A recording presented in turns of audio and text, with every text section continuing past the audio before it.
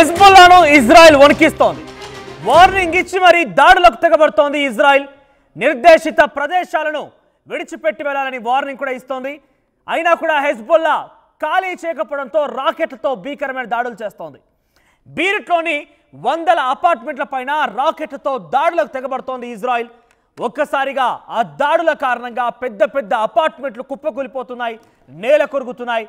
శవాల దిబ్బలు, ప్రజలు హాహాకారాలతో ఘటనా స్థలంలో పెద్ద ఎత్తున అక్కడ ఘర్షణ వాతావరణం నెలకొని పెద్ద ఎత్తున ఆందోళన కలిగిస్తోంది. దాడిలో సుమారుగా ఇప్పటికీ 200 మందికి కూడా మృతి చెందినట్టు తెలుస్తోంది. ఈ బాంబు దాడులకు భయంతో జనమంతా పరుగులు పెడుతున్నారు. ఇజ్రాయెల్ దాడుల్లో ఇప్పటివరకు సుమారుగా 3,380 మందికి పైగా మృతి చెందారు. $5 బిలియన్ పైగా ఆర్థిక నష్టం వాటిల్లింది. ఒకసారి మీరు చూడొచ్చు హెజ్బుల్లా పైన ఏ రకంగా ఇజ్రాయెల్ దాడులు చేస్తోంది. ఒకసారి దృశ్యాలు మనం చూద్దాం.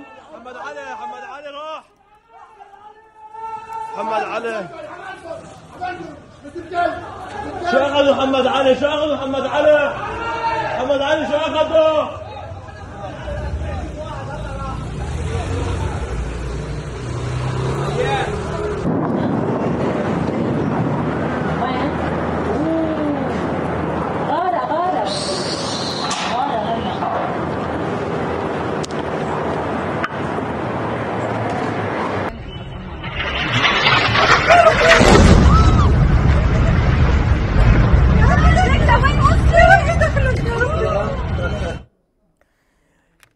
ఇజ్రాయెల్ ఎటువంటి భీకర దాడులు కొనసాగిస్తుందో మనం చూస్తూనే ఉన్నాం.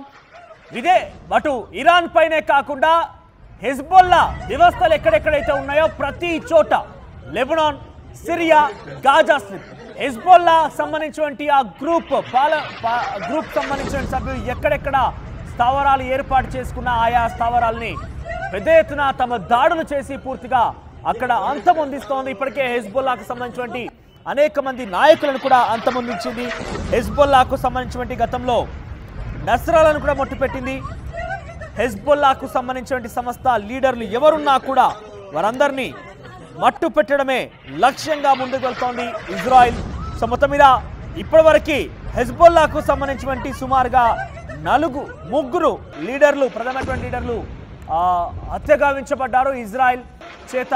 సో కొన్ని స్థావరాలు ఎక్కడెక్కడైతే హెజ్బుల్లా స్థావరాలుగా ఏర్పాటు చేసుకుందో ఆ స్థావరాల నుంచి మీరు ఖాళీ చేసి వెళ్ళండి, లేదనంటే అక్కడ దాడులు చేసి మనందరినీ అంతమొందిస్తామంటూ ఇజ్రాయెల్ వార్నింగ్ ఇస్తూనే ఆ స్థావరాలని హెజ్బుల్లా ఖాళీ చేయకపోవడంతో భీకరమైనటువంటి దాడులు చేసి అక్కడ వారందరినీ కూడా భయభ్రాంతం గురించడమే కాకుండా ప్రాణాలు కూడా తీస్తోంది. ఇప్పటివరకు ఈ ఘటన కారణంగా హెజ్బుల్లా ఖాళీ చేయకపోవడంతో అక్కడ దాడులు చేసి పెద్ద పెద్ద అపార్ట్మెంట్లని కుప్పకూలుస్తోంది. అవన్నీ కూడా నేల కొరుగుతున్నాయి. భీకరమైనటువంటి ఆ బాంబుల దాడులతో అపార్ట్మెంట్లోని ప్రజలు మొత్తం కూడా భయభ్రాంతులకు గురవుతున్నారు. సుమారుగా 200కు పైగా మరణాలు సంభవించాయి. ఇప్పటివరకు మొత్తం మీద హెజ్బుల్లాకు సంబంధించినటువంటి ఆ గ్రూప్ సభ్యులపైన, హెజ్బుల్లాకు సంబంధించినటువంటి మద్దతుదారులపైన 3,380 మందిని పూర్తిగా హతమార్చింది ఇజ్రాయెల్. ఇక మరోసారి తన వార్నింగ్ ఇస్తూ దాడులు చేస్తున్న నేపథ్యంలో మీరు చూడవచ్చు ఇక్కడ అపార్ట్మెంట్ల సంగతి ఏ రకంగా ఉందనేది. అపార్ట్మెంట్ల పైన చాలా భీకరంగా దాడులు చేస్తోంది. హెజ్బుల్లా వ్యవస్థకు సంబంధించినటువంటి వ్యక్తులు ఎక్కడెక్కడైతే ఉన్నారో ఆ అపార్ట్మెంట్లను టార్గెట్ చేసి, ఆ స్థావరాలను టార్గెట్ చేసి దాడులు చేస్తుంటే ఒక్కసారిగా ఎంత పెద్ద అపార్ట్మెంట్ అయినా సరే ఇట్టే నేల కొరిగిపోతోంది.